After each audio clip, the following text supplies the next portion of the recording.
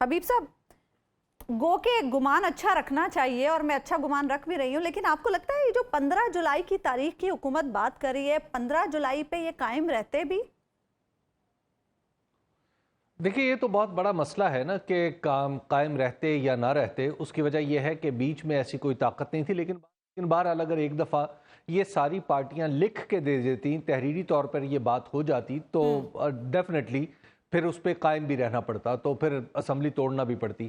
بصورت دیگر اپنی رہی سے ساکھ بھی جو ہے وہ گوا بیٹھتے. اچھا حبیب صاحب، ہم دیکھ رہے ہیں کہ حکومت بڑی ایگریسو ہو رہی ہے، لمبی لمبی پارلیمان میں عدلیہ کے خلاف تقاریر ہو رہی ہیں، پھر خواجہ آصف صاحب بار بار حساب لینے کی بھی باتیں کر رہے ہیں. تو کیا موڈ آپ کو کیا لگ رہا ہے حکومت کا؟ کوئی جیسے ہم کل بھی بات کر رہے تھے کہ توہین عدالت، خواجہ آصف نے کہا ہے کہ توہین عدالت ہوئی تو ہم نہیں مانیں گے. عثمان، جہاں تک میری معلومات ہیں، توہین عدالت جب لگے گی تو بلکہ آپ یوں کہہ لیجئے کہ یہ جو سارا کچھ ہو رہا ہے آپ کے سامنے قومی اسمبلی کے سٹیج پہ یا اندرون خانہ، وہ سب اس لیے ہے کہ انوائٹ کیا جائے ایک توہین عدالت کو. اور توہین عدالت اس وقت جو حکومت، میری معلومات کے مطابق خود پرائم منسٹر شہباز شریف صاحب نے ایک میٹنگ میں یہ اپنا پلان ظاہر کیا، یہ بتایا کہ وہ بالکل تیار ہیں کہ ان کے اوپر توہین عدالت لگے اور انہیں 5 سال کے لیے نااہل کر کے بھیج دیا جائے. اور اس کے پیچھے کیلکولیشن یہ ہے کہ 5 سال کی اگر نااہلی ہوئی تو اگلا الیکشن تو ویسے بھی ان کا نہیں ہے 2023 کا، تو لہٰذا آئندہ آنے والے الیکشن تک وہ ویسے ہی اہل ہو چکے ہوں گے. تو اس وجہ سے وہ نااہلی قبول کرنے کے لیے تیار ہیں اور توہین عدالت کی سزا پانے کے لیے بھی تیار ہیں. فیس سیونگ بھی ہو جائے اور نیا بیانیہ بھی مل جائے. دوسرا سسٹم، جی، نیا بیانیہ بھی مل جائے گا کہ دیکھیے ہم بھی اسی بطل حریت ہیں، اس وقت ہماری حریت پسندی کو عدلیہ نے، جی، ہماری حریت پسندی کو بھی عدالت نے دیکھے اپنے فیصلوں میں جکڑ دیا ہے، یہ سب کچھ آ کے باہر کہیں گے.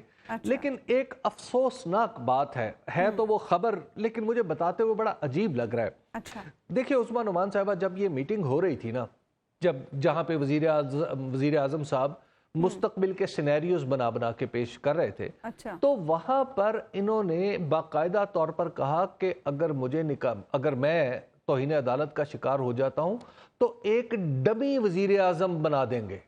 آپ اندازہ لگائیے، پاکستان کے چیف ایگزیکٹو کے عہدے کے لیے آپ ڈمی وزیر اعظم کا لفظ یوز کر رہے ہیں. یعنی اب آپ ذرا تصور کیجئے کہ جب پرائم منسٹر اور ان کے ارد گرد کے لوگ یہ سوچ رہے ہیں کہ ہم ایک ڈمی وزیر اعظم لگا دیں گے، میرا خیال ہے کہ وزیر اعظم کے عہدے کی اس سے زیادہ تحقیر کسی سیاستدان کے منہ سے آج تک میں نے نہیں سنی. یعنی حبیب صاحب، آپ یہ کہہ رہے ہیں کہ وزیر اعظم توہین عدالت پر چلے جائیں گے لیکن حکومت نہیں چھوڑیں گے پھر بھی؟ یہ نہیں، حکومت نہیں چھوڑیں گے. پیچھے سے بیٹھ کے جس طرح نواز شریف صاحب کنٹرول کر رہے ہیں، اسی طرح شہباز شریف صاحب ایک دوسرے ریموٹ کنٹرول کی صورت میں کام کریں گے اور ایک ڈمی، یہ لفظ میرا نہیں ہے، ایک ڈمی شخص جو ہے وہ وزیر اعظم ہوگا اور وہ حکومت چلانے کی کوشش کرے گا. اب آپ ذرا تصور کر لیجئے کہ یہ جو ہمارا جو موجودہ پی ڈی ایم کا اتحاد ہے یا موجودہ حکومت ہے،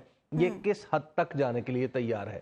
یعنی نہ صرف شہباز شریف صاحب بلکہ وہ جس کو ڈمی سو کالڈ، اللہ نہ کرے کہ پاکستان پہ کبھی ڈمی وزیر اعظم آئے، لیکن ڈمی وزیر اعظم صاحب جو ہیں وہ بھی اپنے آپ کو اسی طرح پوز کریں گے کہ وہ بھی بطل حریت ہیں اور وہ بھی عدالت کے سامنے سینہ تان کے کھڑے ہو گئے. تو لہٰذا اب یہ باقاعدہ پلاننگ کا حصہ ہے. یہ جو کچھ آپ کو نظر آ رہا ہے، یہ انوائٹ کرنے کی کوشش ہے کہ جناب آئیں اور ہم پہ توہین عدالت لگائیں.